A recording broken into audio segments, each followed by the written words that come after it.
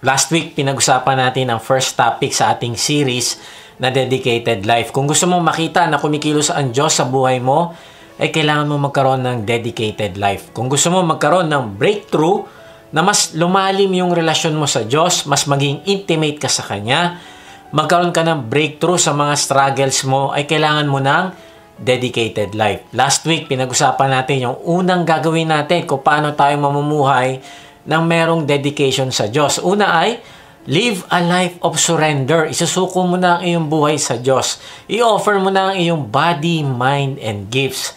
Siya na ang masusunod sa buhay mo. Ang buhay ay hindi na patungkol sa sarili mo, kung hindi patungkol na ito sa Diyos.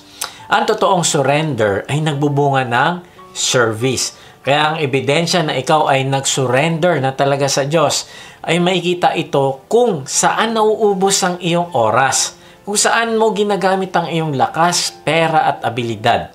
Ginagamit mo ba ang mga ito para sa paglilingkod sa Diyos o nauubos lang para sa pansarili? Kung ginagamit mo ang mga ito para sa pagpapalaganap ng kaharian ng Panginoong Hesus, ikaw ay totoong nag-surrender na. Now, pagkatapos mo mag-surrender, ay ano yung susunod? Kung gusto mo i-dedicate ang iyong buhay sa Diyos, live to walk with God. Mamumuhay ka na kasama mo ang Diyos. Ang ebidensya na nag-surrender ka na sa Diyos ay maiiba na ang iyong direksyon. Sasama ka na sa Panginoong Hesus kung saan ka man niya dalhin. Sasama ka sa landas na tinatahak niya. Magiging tagasunod ka niya.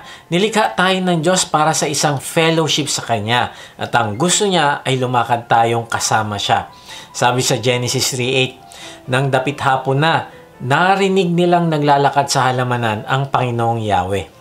Kaya't nagtago sila sa mga puno. Alam mo, na-realize ko, kabisado nila Adam ang pagdating ng Diyos. Sanay sila sa Kanya na araw-araw kasama nila ang Diyos. Ang sarap ng kalagayan nila Adam at Eve kasi palagi nilang kasama face to face ang Panginoong Hesus sa halamanan. Simula pa nung unang nilikha niya ang tao ay ang pagnanasa ng Diyos ay mahalin at makasama sila sa buhay. Kaya lang, naputol ang relasyon na ito nila Adam sa Diyos. Kasama na yung malapit na fellowship sa Kanya dahil sa kasalanan. Kaya simula noon, nagkaroon na ng spiritual na kamatayan sa lahat ng tao na ang ibig sabihin ay habang buhay na pagkahiwalay sa Diyos. Sabi sa Romans 5:12, ang kasalanan ay pumasok sa sanlibutan sa pamamagitan ng isang tao at ang kamatayan ay pumasok sa pamamagitan ng kasalanan. Dahil dito, lumaganap ang kamatayan sa lahat ng tao sapagkat ang lahat ay nagkasala. Sabi dito, ang lahat ng tao, walang exemption, ay nagkasala. At dahil nagkasala tayo, patay tayo spiritually. At pag patay tayo spiritually, ay malayo tayo sa Diyos at hindi natin siya makakasama sa susunod na buhay magpasawalang hanggan. Pero napakabuti ng Diyos dahil pinadala niya ang kanyang anak upang bayaran ang ating mga kasalanan.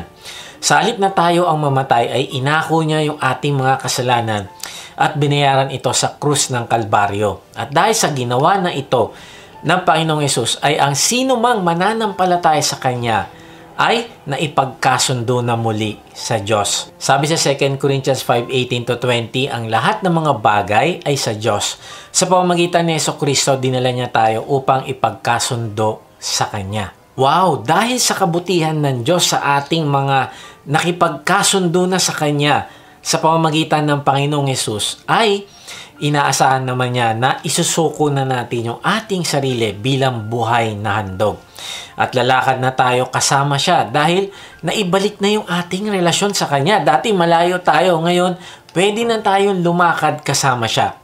Dati tayo hiwalay sa Kanya pero ngayon naibalik na ang relasyon natin sa Kanya dahil nanampalataya tayo sa Panginoong Hesus. Tayong mga ipinanganak na muli at itinuring na anak niya ay inaasahan naman niya na ang relationship natin sa Kanya ang magiging pinakamahalagang bagay para sa atin. Alam ko mahalaga relationship natin sa ating asawa, pero kung na-restore na yung ating relationship sa Diyos bilang Kanyang mga anak, ay ito na ang pinaka-importanting relasyon meron tayo dapat. Maraming tao naghahangad ng kaligtasan pero hindi naghahangad ng relasyon sa Diyos. Kaibigan, kaya namatay ang Panginoong Hesus sa krus ay para ipagkasundo tayo sa Diyos. Ibalik yung ating relasyon sa Kanya.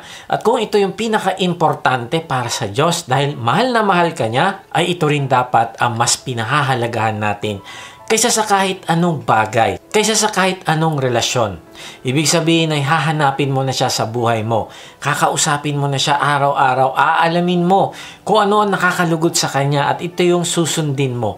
Ito ang sinasabi na mamumuhay ka na kasama ang Diyos. You live to walk with God. Ipapakita mo sa Diyos ang paggalang mo sa Kanya sa pagsunod sa lahat ng area ng iyong buhay. Si Enoch ay lumakad kasama ang Diyos. Sabi sa Genesis 5:24, at sa buong panahong iyon ay namuhay siyang kasama ang Diyos. Pagkatapos nawala siya sapagkat kinuha siya ng Diyos. Sabi dito ay namuhay si Enoch na kasama ang Diyos. Ang ibig sabihin ay lumakad siyang malapit sa Diyos. Nagmamahal, nagtitiwala at sumusunod. At dahil dito ay nalugod ang Diyos sa kanya. Sabi sa Hebreo 11:5, dahil sa pananampalataya, si Enoch ay hindi nakaranas ng kamatayan. Hindi na siya nakita sapagkat kinuha siya ng Diyos. Sinasabi sa kasulatan na si Enoch ay naging kalugod-lugod bago siya kinuha ng Diyos. Na-realize ko na ang totoong pananampalataya ay nagbubunga ng paglakad kasama ang Diyos. At dahil sa paglakad ni Enoch na kasama ang Diyos, ay kakaiba ang ginawa ng Diyos sa kanya. Hindi na niya naranasan ang mamatay dahil kinuha siya ng Diyos na hindi dumadaan sa pisikal na kamatayan. Kaibigan, tanong mo ito sa sarili, nakikita ba sa buhay mo ang totoong pananampalataya sa Panginoong Yesus? Kung oo, ay gaano kahalaga sa iyo ang paglakad kasama siya sa araw-araw? Gaano kahalaga sa iyo ang pagpapalago ng iyong relasyon sa Kanya? Kaibigan, kung gusto mong i-dedicate ang buhay mo sa Diyos, ay hindi ka lang susuko sa Kanya. Kung hindi lalakad ka, nakasama siya, you will live to walk with God. Sabi sa mga awit 32:8, ang sabi ni Yahweh, aakayin kita sa daan, tuturuan kita, at laging papayuhan. Wow, sobrang ganda ng verse na ito. Ibig sabihin, kung nahihirapan ka sa daan, mabato, matinik, nahuhulog ka, nadudulas ka, nahihirapan ka, ano sabi ng Diyos? Kung lumalakad ka kasama siya, sabi niya, aakayin kita. Then kung hindi mo alam ang solusyon sa iyong problema, hindi mo alam kung anong tamang plano at pamamaraan ang gagawin mo, ay ano sabi ng Diyos? Kung ikaw ay kasama mo siya lumalakad, sabi niya, tuturuan kita. Then kung palagi ka nalang nag-aalala, nagdududa, nawawalan ng pag-asa, palagi ka nagkakamali sa buhay, anong sabi ng Diyos sa mga taong lumalakad kasama niya? Papayuhan kita. Grabe, hindi ko alam sa'yo pero ako gusto ko kasama ang Diyos sa aking journey araw-araw. Kaya nga ito yung pag-uusapan natin ngayon. Paano nga ba tayo lalakad na kasama ang Diyos sa ating buhay? Tapusin mo ang mensahe na ito kasi kung lalakad ka kasama ang Diyos, ay magtatagumpay ka sa buhay at maitutuwid niya ang iyong landas. Have you ever felt like you're walking through life, unsure of your direction, feeling disconnected from a deeper purpose? Imagine for a moment living in a world where every step, every decision, and every moment is infused with meaning, purpose, and connection to something greater than ourselves. The reality for many is a life filled with the noise of daily routines, leaving little space for reflection or understanding of what it means to truly surrender to a higher calling. But what if there was a way to transform our existence into a profound journey? A path not just walked, but experienced deeply, with every part of our being, body, mind, and gifts, offered up in surrender. Imagine the peace that comes from walking in sync with God's direction, adapting to His pace, and yearning for continuous spiritual growth. Envision a life where daily habits are not just routines, but acts of godly intention, discernment, and unwavering commitment. Join us this month as we explore the depths of dedicated life. It's an invitation to embark on a transformative journey, to live a life of surrender, to walk with God, to establish godly habits, to glorify Him in all we do, and to align ourselves with His purpose. Let's discover together how a life dedicated to God can be the most fulfilling journey of all.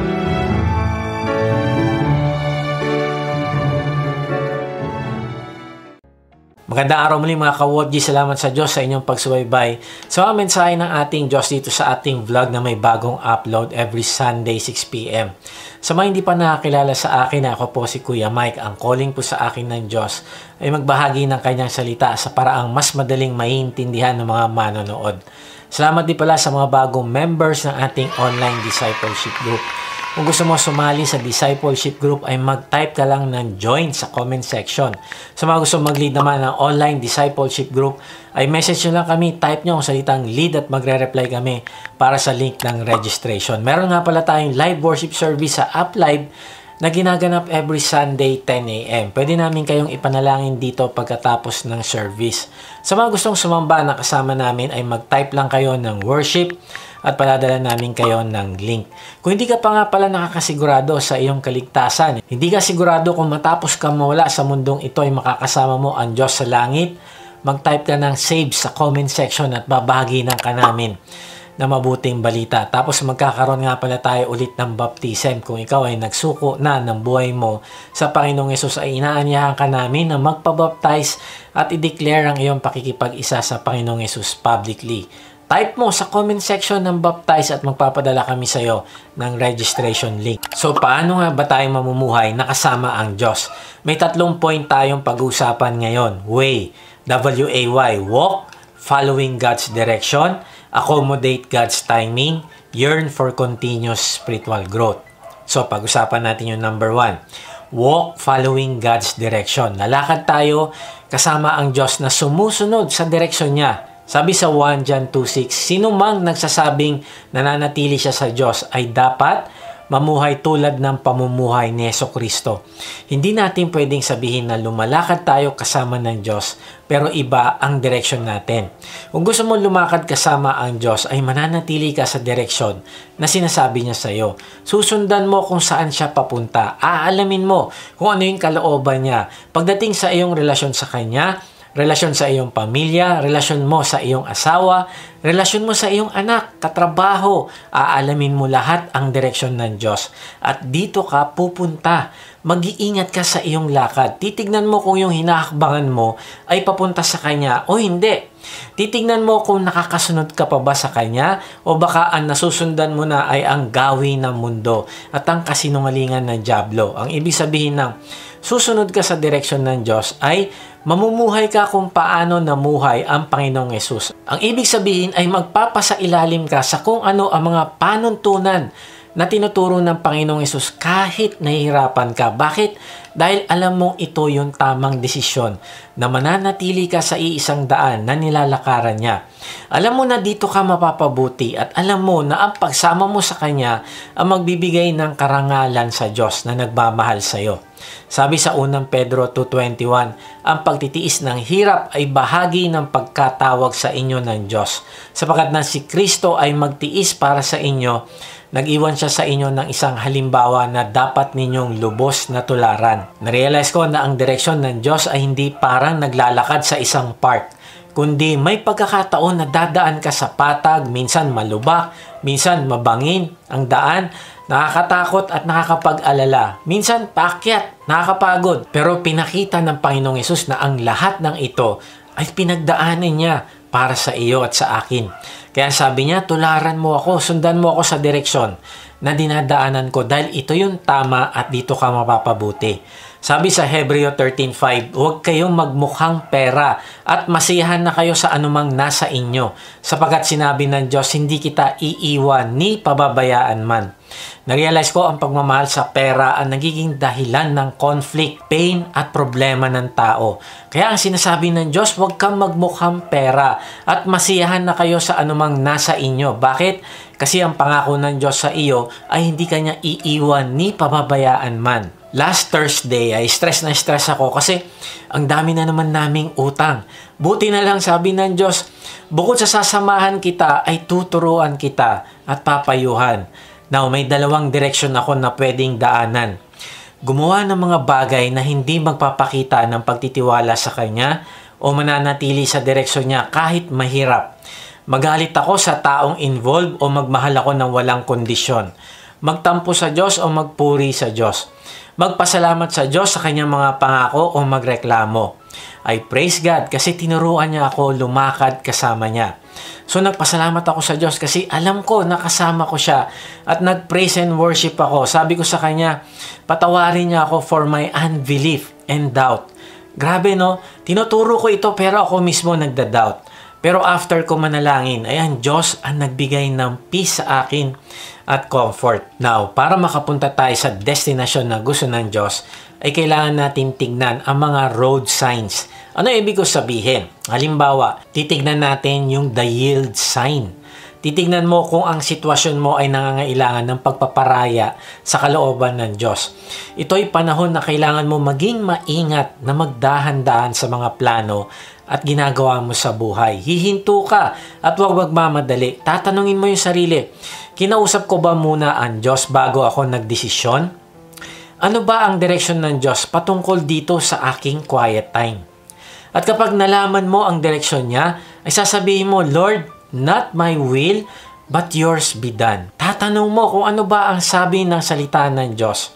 Anong sinasabi ng Diyos patungkol sa aking problema, sa aking desisyon, sa aking plano at mga choices na pinipili?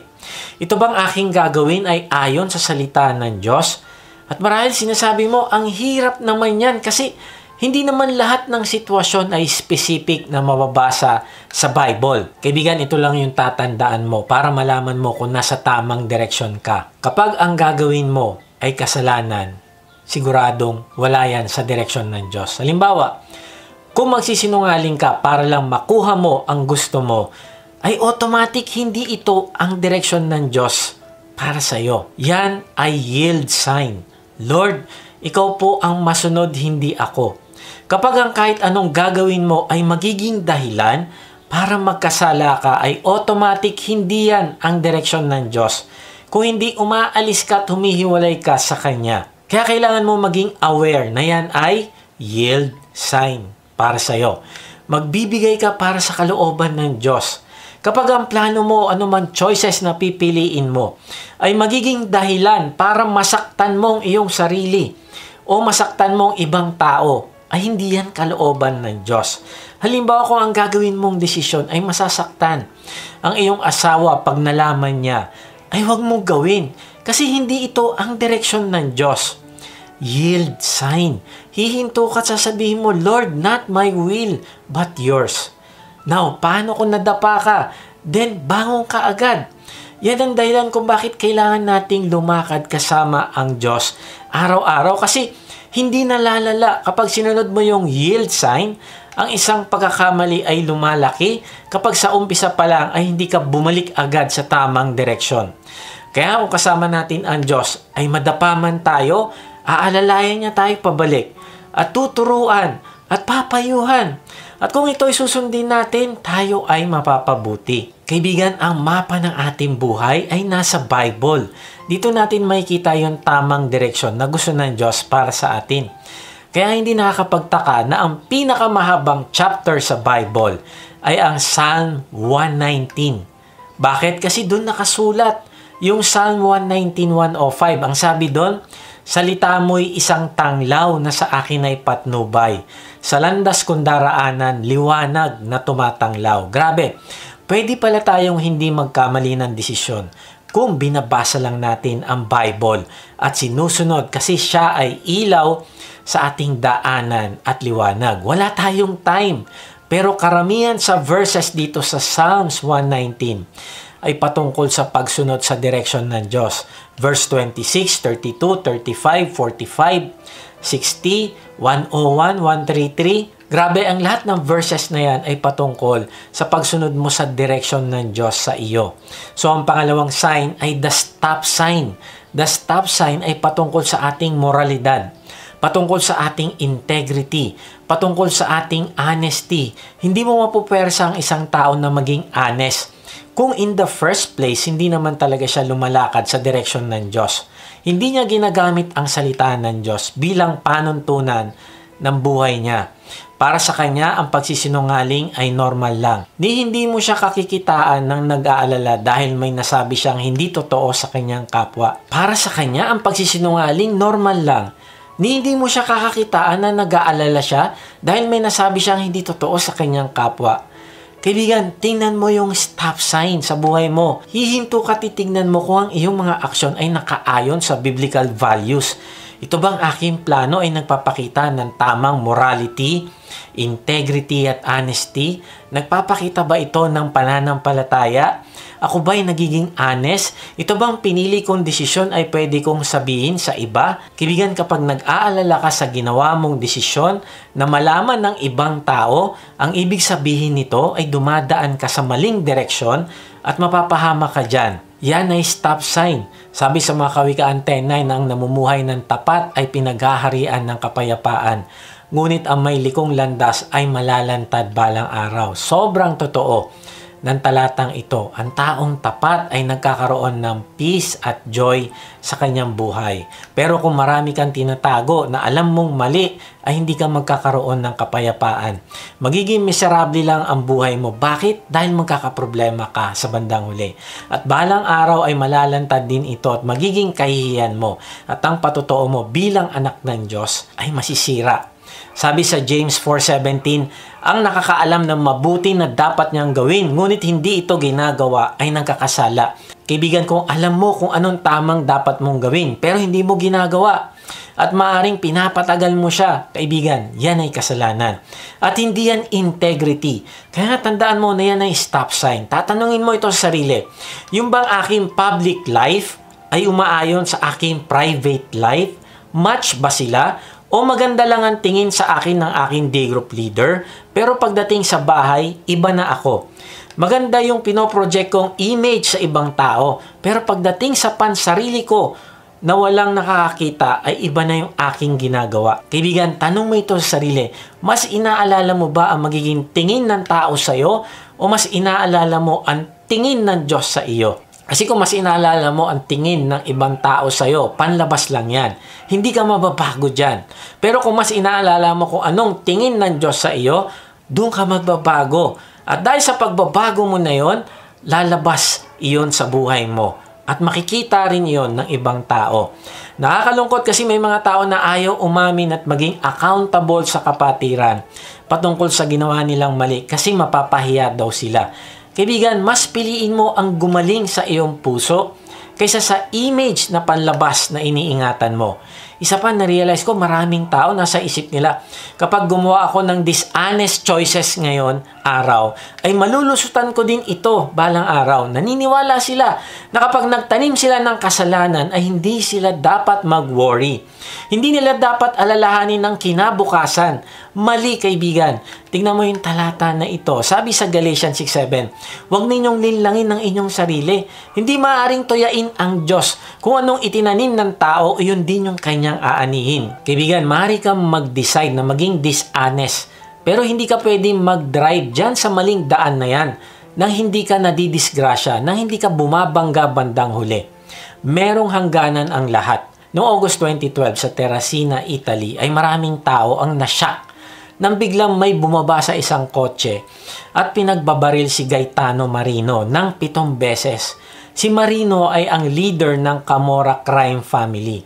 Kilala siya bilang Stampy dahil yung kanyang kamay ay naputol dahil nasabugan ng bomba habang sinusubukan niyang pasabugin yung isang tao. Sabi ng mga pulis na yung pagpatay sa kanya ay parte ng pinag-aagawang kontrol sa negosyo ng cocaine. Na-realize ko, ang batas ng pagtatanim at pag-ani ay totoo. May mga consequence na dadanasin tayo dahil sa mga maling choices na dinadaanan natin. Kaya nga, ang tatanong mo sa sarili, ito bang aking choices ay nagpapakita ng honesty? Nagpapakita ba ito ng integrity? Nagpapakita ba ng maka-Diyos na moralidad? Kung hindi, kaibigan, ay bumalik ka sa direksyon ng Diyos sa iyo. At yung pangatlong sign ay the construction ahead sign. Ang construction ahead sign ay simbolo naman na merong construction na nangyayari sa iyong sarili. Ito'y paalala sa atin na kailangan natin magkaroon ng tuloy-tuloy na proseso ng pagpapalago ng ating sariling ugali. Kaya nga, tanong natin sa sarili, ito bang desisyon ko na ito ay makakatulong para mag-improve yung aking character? Sa pananaw ba ng Diyos ay ayon ito sa plano niya para sa buhay ko? Ito bang desisyon ko na ito ay magbi-build up o magti-tear down ng aking character?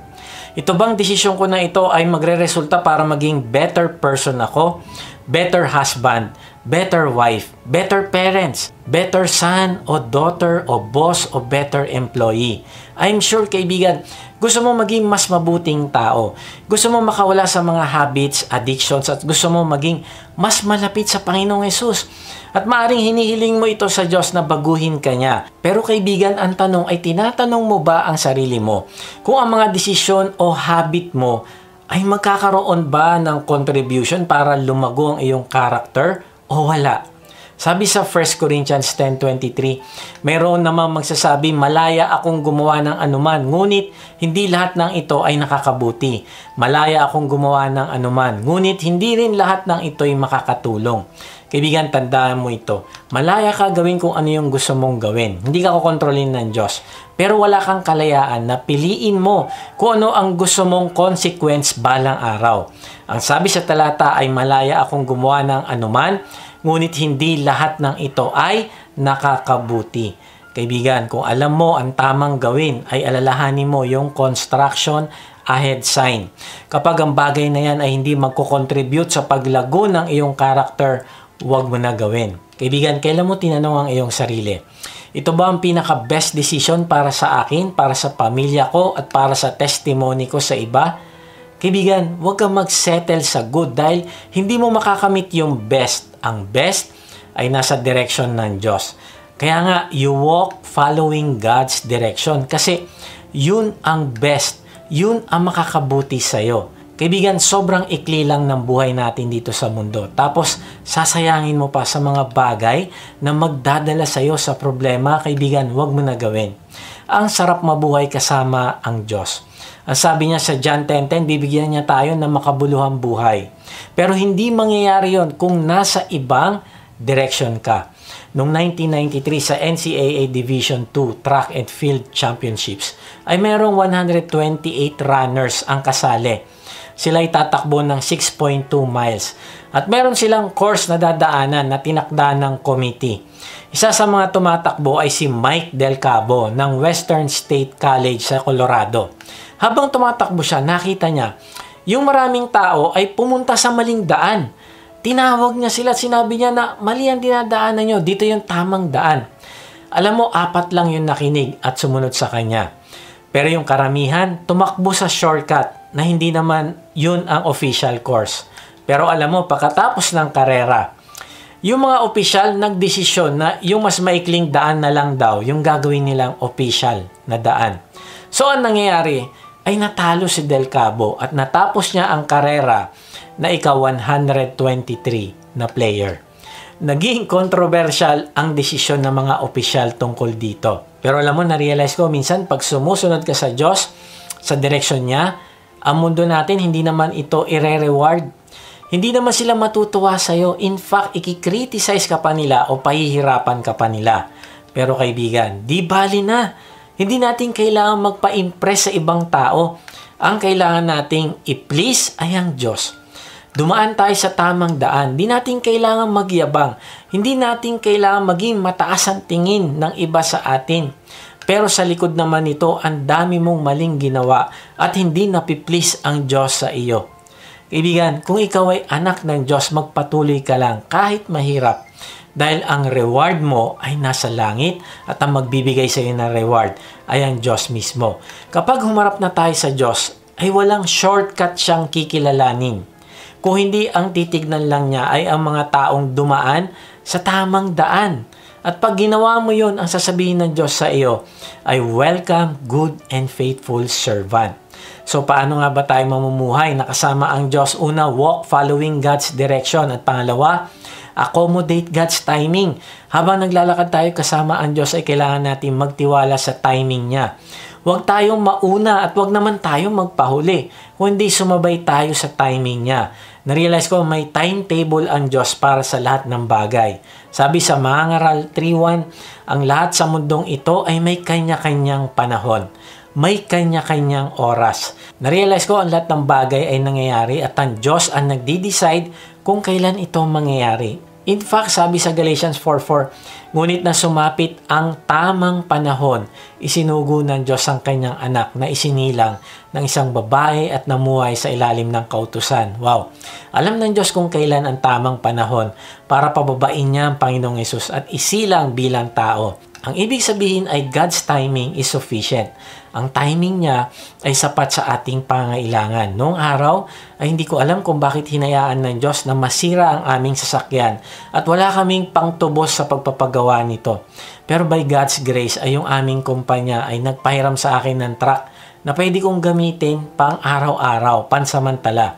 Noong panahon naman na yon ay nagsimula ako sumubok ng ibang business at nangangailangan kami ng sasakyan na magdadala ng aming mga makina na nabili sa junk shop. Na-realize ko na ang timing ng Diyos ay sapat sa pangangailangan ko dahil sakto na meron akong panghakot sa mga panimula ko na mga gagamitin sa business. Na-realize ko na kung hindi nasira yung sasakyan ko, ay hindi ako makakahiram ng truck. At dahil nga sa wala kaming pantubos, ay tuluyan na na-junk yung aming kotse. Pero ang amazing dito ay sa tamang timing ng Diyos ay pinalitan niya ng brand new na sasakyan, yung aming lumang kotse. Na-realize ko na habang lumalakad pala ako kasama ang Diyos, ay hindi pala ako kailangan magtampo dahil alam niya ang tamang timing. Kaibigan, naitanong mo na ba sa sarili kung bakit parang natrap ka sa isang sitwasyon at hindi mo alam kung kailan ka lalabas dyan? Kaibigan, magtiwala ka sa Diyos. Dahil ang sabi niya, ang lahat sa mundong ito ay may kanya-kanyang panahon at kanya-kanyang oras. Maring inisip mo, kailan ba darating ang Diyos? Maring palala ng palala ang problema mo sa iyong marriage. O kaya nanganganib na ikaw ay mawalan ng trabaho. O kaya ikaw ay may karamdaman na ang tagal mo nang inaantay ang kasagutan ng Diyos. Kaibigan, kahit anong pinagdadaanan mo, bagamat hindi ko maipapangako sa iyo na sasagutin ng Diyos yung panalangin mo sa paraan na gusto mo, ay may papangako naman ng Diyos sa iyo na kapag hindi ka umalis sa paglakad mo, kasama siya at nanatili ka sa direksyon niya at nagtiwala ka sa timing niya, ay makakalampas ka dyan at tutulungan ka niya. Kaibigan, na-realize ko ako din ay masyadong nagmamadali at maraming gustong gawin para sa ministry. Halimbawa ay gusto ko gumawa ng devotional book. Agad-agad na matapos ko siya ng first quarter of the year. Pero na-realize ko na minsan ay pride ko lang ang sinusunod ko at nauuna ako sa Diyos at minsan napoprostrate ako kasi parang mabagal ang Diyos. At nung Monday, nung ako ay nakipag-usap sa Kanya, sinabi niya na iba yung Kanyang plano at mag-focus ako dapat sa digital. Wow, sabi ko, sayang yung mga preparation ko, research at iba pa. Bakit? Kasi nauna ako sa Diyos. Hindi ko nakita ang stop sign at construction ahead sign na mali ang motivation ko kung bakit ko gustong gumawa ng book. Na-realize ko na kung gusto ko lumakad kasama ang Diyos, ay kailangan ko lang magalak na kasama siya at sumabay sa hakbang niya at wag mauna o mahuli. Sabi niya may tamang oras ako para sa lahat ng bagay. At ito yung pangalawang characteristics ng timing ng Diyos. God's timing is seasonal. Sabi sa mga ngaral 3:2-8, ang panahon ng pagsilang at panahon ng pagkamatay, ang panahon ng pagtatanim at panahon ng pagbunot ng tanim, ang panahon ng pagpatay at panahon ng pagpapagaling, ang panahon ng paggiba at panahon ng pagtatayo, ang panahon ng pagluha at panahon ng pagtawa, ang panahon ng pagluluksa at panahon ng pagdiriwang, ang panahon ng pagkakalat ng mga bato at panahon ng pagtitipon sa mga ito, ang panahon ng pagyayakap at panahon ng paglalayo, ang panahon ng paghahanap at panahon ng pagkawala niyon, ang panahon ng pag-iingat sa isang bagay at panahon ng pagtatapon, ang panahon ng pagpunit at panahon ng pagtahi, ang panahon ng pagtatahimik at panahon ng pagsasalita, ang panahon ng pagmamahal at panahon ng pagkapuot, ang panahon ng digmaan at panahon ng kapayapaan. Kaibigan, maaring tinatanong mo nasaan ang timing dyan? Nasaan ang season dyan? Kaibigan, tingnan mo yung pattern. Pagsilang, pagkamatay, pagtatanim, pagbunot ng tanim, pagpatay, pagpapagaling, pag-iba, pagtatayo, pagluha, pagtawa, pag-iingat, pagtatapon, pagmamahal, pagkapuot, digmaan, kapayapaan. Alam mo, na-realize ko, ang lahat ng ito ay kabaligtaran ng bawat isa. Ang ibig sabihin, mayroong kanya-kanyang season ang buhay at hindi isang mahabang pare-parehas na season na walang katapusan, na kung digmaan lang at walang darating na kapayapaan, na kung pandemic ay pandemic lang habang buhay, hindi, ang lahat ay merong season. Kaya kung ikaw ay nagluluksa ngayong season, ay darating din ang season ng pagdiriwang. Kung sa tingin mo parang gumuguho ang buhay, ay darating din ang season ng pagtatayo. Kaya nga ang susi sa tagumpay natin sa paglakad kasama ang Diyos ay ang makita natin kung nasa ang season na tayo sa ating buhay. Kasi kung malalaman natin ito ay matututo tayong mag-respond ng tama sa timing niya. Noong nag-lockdown ay nawala lahat ng aking ministry na face-to-face. Sabi ko, wrong timing. Pero ito pala ay season na kung saan ay sinubukan ako ng Diyos. Kung patuloy pa rin ba ang katapatan ko na hanapin ang mga naliligaw na gustong iligtas ng Diyos at gawing alagad. At na-realize ko kung hindi ko sinunggaban ng opportunity na yon, ay hahanap pang Diyos ng ibang magre-respond ng kanyang panawagan sa online ministry. Na-realize ko may season na dadaan ka sa disciplining ng Diyos. Pero kung magre-respond ka sa Kanya ng may pagtitiwala at pagsunod, ay itataas ka niya ulit at ipaparana sa iyo kung sino siya sa buhay mo. Kaya lang kung magtatampo ka at magre-reklamo at mag-iiba ng direksyon, ay mamimiss mo ang season na ito sa buhay mo. Tandaan mo ito, kaibigan, hindi ibibigay ng Diyos ang lahat ng detalye para lang makumbinsi ka niya na sumunod kasama siya. Sabi sa mga Ngaral 3:11, iniangkop niya ang lahat ng bagay sa tamang kapanahunan. Ang tao'y binigyan niya ng pagnanasang alamin ng bukas, ngunit hindi binigyan ng pagkaunawa sa ginawa ng Diyos mula sa pasimula hanggang sa wakas. Narealize ko may mga taong gustong alamin ang detalye ng bukas. Magpapahula sa tarot cards, palm reading, crystal ball, astrology, pero hindi yan totoo dahil walang nakakaalam ng detalye kung ano mangyayari sa iyong buhay. Pero pansinin natin, binigyan tayo ng pangako ng Diyos pero hindi niya binigay yung detalye. Ang sabi dyan ay hindi binigyan ng pagkaunawa sa ginawa ng Diyos mula sa pasimula hanggang sa wakas. Now, bakit hindi dinetalye ng Diyos ang mangyayari sa hinaharap? Kasi kung sasabihin niya sa iyo ang lahat ng mangyayari, matatakot ka. Kung sasabihin sa iyo ng Diyos na pag sumunod ka sa akin, may mga taong magagalit sa iyo, ang mga kaibigan mo, balang araw ay gagawan ka ng hindi maganda. 5 years from now, magkakaproblema kayo ng iyong asawa. At alam mo, pag mas malala pa roon, ang sinabing detalye ng buhay mo, ay siguradong matatakot ka sa future. O sa isang banda naman, maring abusuhin mo. Dahil alam mo na yung future, ganito pala magiging tagumpay. Ganito pala mangyayari sa akin. Papatawarin ako ng Diyos at mamahalin pa rin niya. So, pwede na muna ako mag-relax. Pwede ko na munang gawin ang gusto kong gawin. Total, alam ko naman na ang ending. Mali, kaibigan, ang gusto ng Diyos ay magtiwala ka sa Kanya. Kaya nga, nung tinanong ng mga alagad ang Panginoong Hesus kung kailan siya maghahari, sabi ng Panginoong Hesus ay huwag nilang pakialaman yon dahil hindi nila yon business. Parang sinasabi ng Diyos na ang timing is God's business. Pero ganun pa man ay mapagkakatiwalaan natin siya na hindi siya nahuhuli. Siya ay palaging nasa tamang panahon. Sabi sa Habakuk 2:3, isulat mo ito sapagkat hindi pa panahon upang ito ay maganap. Ngunit mabilis na lilipas ang panahon at mangyayari ang ipinakita ko sa iyo. Bagamat parang mabagal ito, hintayin mo. Tiyak na mangyayari at hindi maaantala ito. Ang sinasabi sa atin ng Diyos ay magtiwala tayo sa Kanya dahil mangyayari ang pangako Niya at kailangan nating lumakad na kasama Siya sa buhay natin. Magtiwala tayo na ang delay ay hindi ibig sabihin denial. Sabi sa Isaiah 49:8, sinabi pa ni Yahweh sa Kanyang bayan, sa tamang panahon ay tinugon kita. Sa araw ng pagliligtas, sinaklolohan kita. Iingatan kita at sa pamamagitan mo gagawa ako ng kasunduan sa mga tao. Ibabalik kita sa sariling lupain na ngayon ay wasak na. Narealize ko na iba ang no at not yet.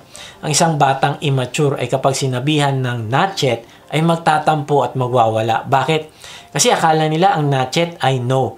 Ganon din naman sa isang mananampalataya na hindi nagmamature ay nagtatampo kapag sinabi ng Diyos na hindi pa sa ngayon. Not yet. Kaibigan, mag-ingat ka habang nasa waiting room ka. Bakit?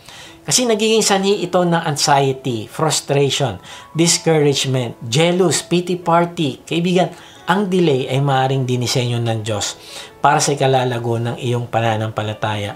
Kaibigan, tandaan mo ito, habang nag-aantay ka, ay kumikilos naman ang Diyos sa background. Hinahanda niya ang kakailanganin mo at hinahanda niya yung puso mo. Parang sinasabi niya na hanggat hindi ka pa ready, hindi ko ibibigay yung hinihingi mo. Kaya nga huwag kang matakot, huwag mag-alala. Huwag ka sumuko kung pinag-aantay ka ng Diyos. Sa halip, tignan mo ang mga bagay na tinuturo niya sa iyo. Tignan mo ang iyong sarili kung handa ka na ba talaga sa hinihingi mo. Sabi sa Marcos 5:36, huwag kang matakot, manampalataya ka lamang. Daang beses sa buong Bible sinabi ang huwag kang matakot. Na-realize ko na ang pagtitiwala sa Diyos ay stress reliever. The more ka nagtitiwala sa Diyos ay the more ka mababawasan ng stress. Pero the more ka nagdududa sa Diyos ay the more ka natatakot. Kaibigan, ano inaantay mo? Inaantay mo ba ang minamahal mo na makilala niya ang Panginoong Yesus? Nagaantay ka ba ng lifetime partner na ibibigay sa iyo ng Diyos? Nagaantay ka ba ng healing? Nagaantay ka ba ng peace? O nagaantay ka ng direksyon ng Diyos sa iyo? Na-realize ko na ang temptation sa atin ay mainip at gawin yung sarili nating diskarte. Ganyan yung nangyari kay Haring Saul. Noon lulusubin sila ng mga Philistines ay pinangunahan na ni Saul ang paghahandog sa Diyos. Kahit sinabi ng Diyos na mag-antay. Noong araw kasi hindi ka pwede makipagdigma nang hindi ka naghahandog sa Diyos. Kaya lang ang pwede lang gumawa ng paghahandog ay ang pari. Kaya nung dumating si Samuel, kinausap niya si Saul kung bakit ito nangahas na maghandog nang wala siya. Sabi sa 1 Samuel 13:11-12, tinanong siya ni Samuel, bakit mo ginawa yan? Sumagot siya, ang mga kasama ko'y isa-isa na nag-aalisan, nariyan na sa Mikmas ang mga Filisteo. At ikaw na may hindi dumating sa oras na ating usapan. Ako'y nangambang lusubing kami ng mga Filisteo rito sa Gilgal, na hindi pa ako nakapaghahandog kay Yahweh. Kaya napilitan akong maghandog. Wow, nakakalungkot kasi pinangunahan ni Saul ang Diyos. Hindi siya nagtiwala sa timing ng Diyos. Kaya tingnan mo, sabi ni Samuel sa susunod na verse, sinabi sa kanya ni Samuel, malaking kasalanan niyang ginawa mo. Kung sinunod mo ang iniuutos sa iyo ni Yahweh na iyong Diyos, ang sambahayan mo sana ang maghahari sa buong Israel habang panahon. Narealize ko na magandang plano ng Diyos kay Saul. Ang sambahayan niya sana ang maghahari sa buong Israel. Wala sana si David, sila Solomon, wala sana sila. Kaya lang ay nag-iba siya ng direksyon. At ang tawag sa pagsuway sa Diyos ay malaking kasalanan. Hindi siya lumakad sa direksyon at timing ng Diyos. Kaya't ang consequence ay sabi sa talata, ngunit dahil sa ginawa mo, hindi na matutuloy iyon. Si Yahweh ay pipili ng isang taong mula sa kanyang puso na maghahari sa Israel sapagkat hindi mo sinunod ang mga utos niya sa iyo. Grabe, yung desisyon o choice na ginawa ni Saul ay isang nakakalungkot at nakakapanghinayang na desisyon kasi na-miss niya ang magandang plano ng Diyos sa kanya. Na-realize ko na sa tuwing hihiwalay tayo at magsasariling lakad, ay namimiss natin na mapatunayan ng Diyos na napakabuti ng plano niya para sa atin. Na-miss ni Saul ang season ng testing. May mga panahon ng pagsubok at may mga panahon ng pagpapala. Kapag hindi ka nakapasa sa season ng pagsubok, ay mamimiss mo ang season ng pagpapala. Si Saul ay namatay dahil sa kanyang pagsuway at namatay din ang lahat ng kanyang tagapagmana. Kaya't ang sumunod na hari ay si David. Kaibigan, hindi ko alam kung nasa ang season ka ngayon. Pero mag-ingat kang lumakad na mag-respond ng tama sa season na pinagdadaanan mo upang balang araw ay maranasan mo ang mabuting plano ng Diyos para sa iyo. Pangalawa, kung sinabi ng Diyos sa iyo na mag-antay, ay mag-antay ka lang at magtiwala. Naintindihan ko si Saul dahil habang tumatagal ang kanilang pakikipaglaban, ay lumalakas naman ang kanilang kalaban at yung kanyang mga sundalo ay pahina naman ng pahina at kailangan niyang gumawa na ng paraan. Pero kaibigan, tandaan mo na God is in control. Alalahanin mo na nakikita niya ang big picture at hindi mo ito nakikita. Kaya kailangan mo magtiwala sa timing niya. Paano nga ba tayo mamumuhay na kasama ang Diyos? Una, walk following God's direction. At pangalawa, ay accommodate God's timing. And lastly, yearn for continuous spiritual growth. Pagnanasaan mo na lumago sa iyong spiritual na buhay. Sabi sa mga Colossus 1:10, sa gayon makakapamuhay na kayo ng karapat-dapat at kalugod-lugod sa Panginoon. Sasagana sa lahat ng uri ng mabubuting gawa at lalawak ang inyong pagkakilala sa Diyos. Ang layunin ng Diyos sa iyong buhay ay hindi dumami ang material mong ari-arian. Hindi ito masama, pero kung mas mahal mo ito kaysa sa Diyos ay hindi mangyayari ang nais niya sa iyong buhay. Ano ba ang gusto niya mangyari sa iyong buhay? Kaibigan, matapos kang kahabagan ng Diyos, patawarin, bigyan ng karapatan na maging anak niya, ay ayon sa talata ay inaasahan niya na makakapamuhay ka na ng karapat-dapat at kalugod-lugod sa Panginoon. Ang ibig sabihin ng kaligtasan at kapatawaran ay hindi ang end goal ng iyong paglapit sa Diyos.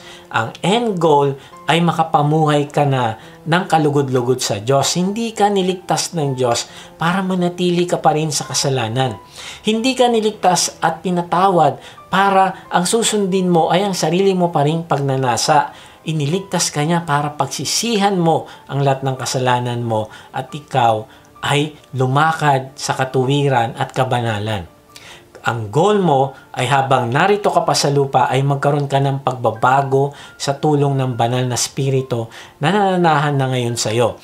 Ang goal ay pagbabago ng iyong character na maging Christ-like. Hahayaan mo na ang banal na spirito ang masunod sa buhay mo. Habang lumalakad ka kasama ang Diyos, ikaw ay nagiging sensitive sa leading niya sa iyo. At pag sinabi niya ang kanyang direksyon sa pamagitan ng iyong quiet time, worship service, D-group at iba pa, tatalima ka at susunod. At kapag ginagawa mo ito ay ang buhay mo ay magiging kalugod-lugod sa Diyos. Pangalawa, ang goal ay magbunga ka ng mabubuting gawa. Hindi ka niligtas ng Diyos para bumalik sa buhay na pansarili lamang, kundi binigyan ka niya ng spiritual gifts nung ikaw ay nanampalataya sa Panginoong Yesus. Inaasahan niya na gagamitin mo ito at mamumunga ka para sa kaharian niya. Ang ibig sabihin ay i-replicate mo ang iyong sarili sa iba. Kung ano ang mga natututunan mo, kung paano ka sumusunod, kung paano ka nagtitiwala sa Diyos, gusto mo yung dinidisciple mo ay ganun din siya. Kung paano mo pinapalago ang relasyon mo sa Diyos, kung paano ka nagpapalaki ng iyong anak, kung paano ka nagmamahal ng walang kondisyon, kung paano ka gumagawa ng alagad, ay ito ang gusto mong i-replicate sa ibang tao. Ibig sabihin, magiging dalawa na si Mike, o tatlo na si Kuya Mike, o 10 na. Ito ang ibig sabihin na dumadami ka na at nagbubunga kasi dumadami na ang kagaya mo na tunay na tagasunod ng Panginoong Yesus. Kaibigan, sino ang mga taong nakikita mo na naging bunga ng kagaya ng buhay mo sa Diyos?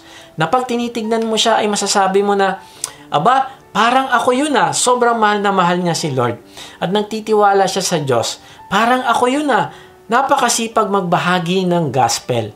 Salamat Lord at ginamit mo akong instrumento bilang mabuting influence at discipler niya.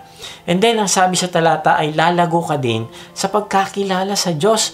Narealize ko na kung lalakad ka na kasama ang Diyos, ay ang intention mo sa paglakad kasama siya sa buhay mo araw-araw, ay makilala mo siya ng mas malalim pa. Ang intention mo, kaya pinili mo na maging tagasunod o alagad niya, ay lumago yung pagmamahal mo sa kanya na mas higit sa sarili mo at sa ibang tao o bagay. Na dumating ka sa point na itatakwil mo yung sarili dahil mas nakilala mo siya ng gusto. Narealize ko habang tumatanda ako, mas lalo ko kailangan pag-iktingin ang paghahanap at pagkakilala ko sa Diyos. Araw-araw ay isang pagkakataon para mas makilala ko pa siya mula sa kanyang salita. Kaya kung gusto mong i-dedicate ang buhay mo sa Diyos, ay hindi ka lang susuko sa Kanya. Kung hindi lalakad ka na kasama mo siya at walang katapusan mo siyang kikilalanin araw-araw. Kaya ang tanong kaibigan, hinahanap mo ba siya ng seryoso sa iyong buhay? Seryoso ka ba sa pagpapalago sa iyong relasyon sa Kanya? Kasi kung hindi kaibigan, ay hindi ka magkakaroon ng kalayaan at hindi mo matutupad ang purpose ng Diyos para sa iyong buhay. Sabi sa John 8:31-32, kung patuloy kayong susunod sa aking turo, kayo nga'y tunay na mga alagad ko. Makikilala ninyong katotohanan at ang katotohanan ang magpapalaya sa inyo. Sabi sa talata ay kung patuloy ka, ibig sabihin may tendency pala tayo na hindi magpatuloy. Sa umpisa ay maaaring susubok mag-aaral ng salita ng Diyos sa D-group, susubok magbasa ng Bible sa kanyang quiet time pero hihinto. Susubok na mag-attend ng worship service pero hihinto. Pero kung gusto mo talagang mapatunayan sa sarili mo na ikaw ay alagad ng Panginoong Yesus, ay sabi sa talata ay kung patuloy kayong susunod sa aking turo, kayo nga'y tunay na mga alagad ko. Ibig sabihin ay hindi ka hihinto sa pag-aaral ng salita ng Diyos at hindi ka hihinto sa pagsunod. At kapag ginagawa mo yon, ay makikilala mo lalo ang Panginoong Yesus. Siya ang katotohanan at siya ang magpapalaya sa iyo. Narealize ko na habang kinikilala mo ang Panginoong Yesus ay malalaman mo ang katotohanan sa kanyang mga turo. At kapag nalaman mo ang katotohanan, ay makakalaya ka sa kasinungalingan ng dyablo. Makakalaya ka sa hatak na makamundong pagnanasa at masamang impluensya ng mundo. Sabi sa 2 Peter 3:18 sa halip, patuloy kayong lumago sa kagandahan loob ng ating Panginoon na tagapagligtas na si Jesucristo at sa pagkakilala sa Kanya ang kaluwalhatian ngayon at magpakailanman. Amen. Narealize ko na kaya lang ako nakakatayo ngayon at nakakapagbahagi ng mabuting balita ay dahil lang sa kagandahan loob ng Diyos. Kaya buhay pa ako ay dahil lang sa kagandahan loob ng Diyos. Kaya lang ako may pag-asa na makakasama ko ang Diyos sa langit ay dahil lang yon sa kagandahang loob ng Diyos. Kasi wala naman akong kakayahan na maging perfect. Lahat ng gagawin ko ay hindi sasapat para tanggapin ako ng Diyos. Ang reason kung bakit niya ako tatanggapin ay hindi dahil sa aking performance o mabubuting gawa ko, hindi dahil sa kagandahang loob niya o grace. Sabi sa Romans 5:1-2, sapagkat napawalang sala na tayo sa pamamagitan ng ating pananampalataya. Mayroon na tayong mapayapang ugnayan sa Diyos sa pamamagitan ng ating Panginoong Jesucristo. Sa pamamagitan ng pananampalataya kay Jesucristo, tinamasa natin ang kagandahang loob ng Diyos at tayo nagagalak dahil sa pag-asang tayo'y makakabahagi sa kanyang kaluwalhatian. Ang sabi sa talata ay naligtas tayo o napawalang sala. Ang ibig sabihin, hindi ka magbabayad sa hell. At hindi lang yon, nagkaroon pa tayo ng mapayapang ugnayan. Nagkaroon na tayo ng relasyon sa Diyos. Pero sa anong paraan tayo napawalang sala? Sa pamamagitan ng pananampalataya sa Panginoong Yesus.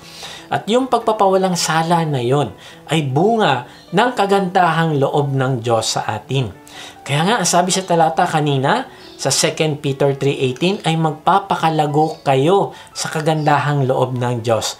Dahil sa kabutihan ng Diyos ay pararamihin na natin, palalawakin, palalakasin natin ang ating kaalaman, maturity, abilidad, character, at paglilingkod sa Diyos. Hindi tayo papayag na maging stagnant. Gusto nating magbunga, gusto nating lumago. May isang pamilya ang naglalakbay sa Tampa, Florida. Malayo pa lang ay nakita na niya ang mga mabungang puno ng orange.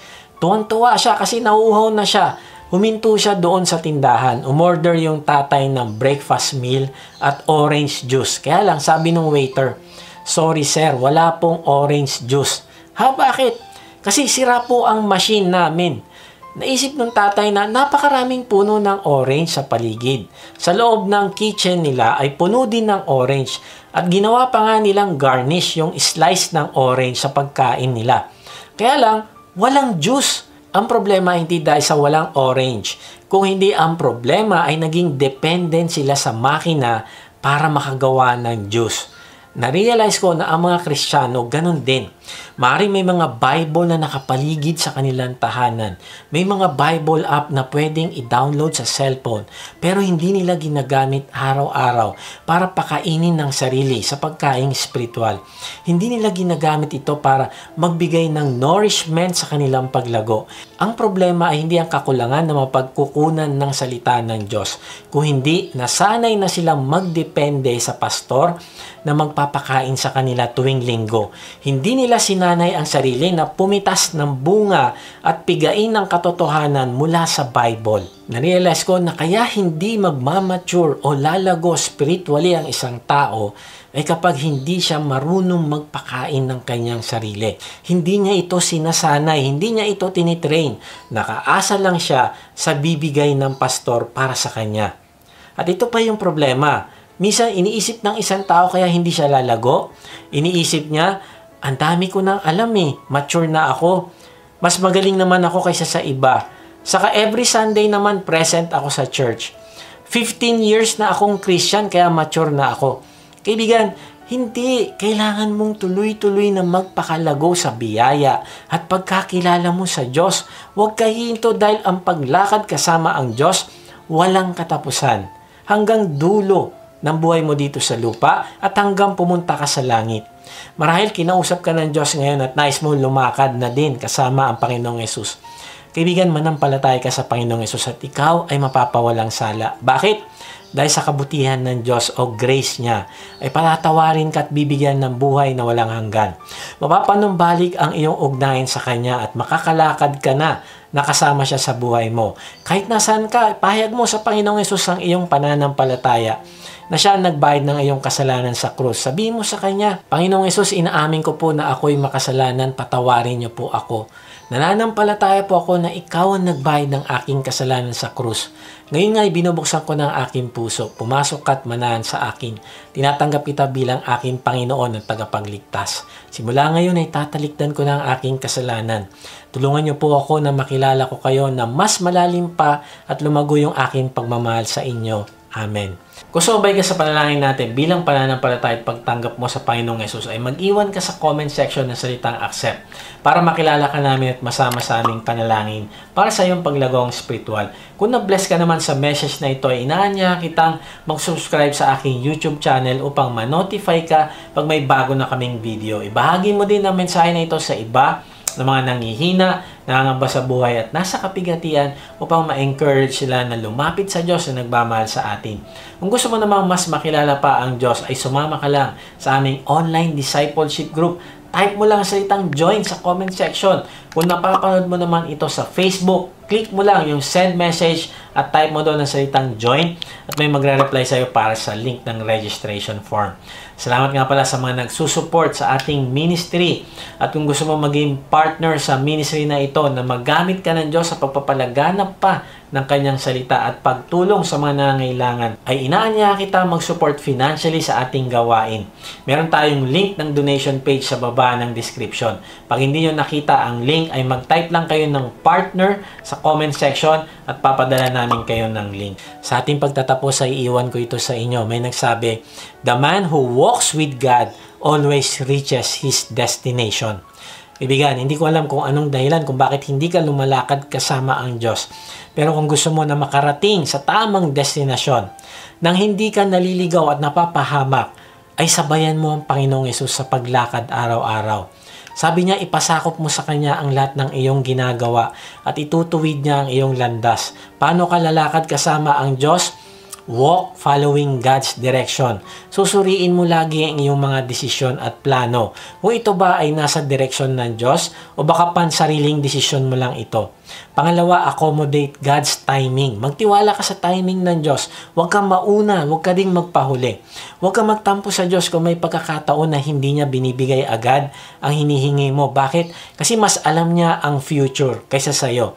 At mas alam niya makakabuti sa'yo. At ang pangatlo, yearn for continuous spiritual growth. Pag nanasaan mo ang patuloy na paglago, hindi ka papayag na hindi ka magbunga na maging Christ-like ang iyong character at magbunga ng mga kaluluwang dinadala mo sa Panginoon. At kapag ginagawa mo ito, makakarating ka sa tamang destination mo. God bless.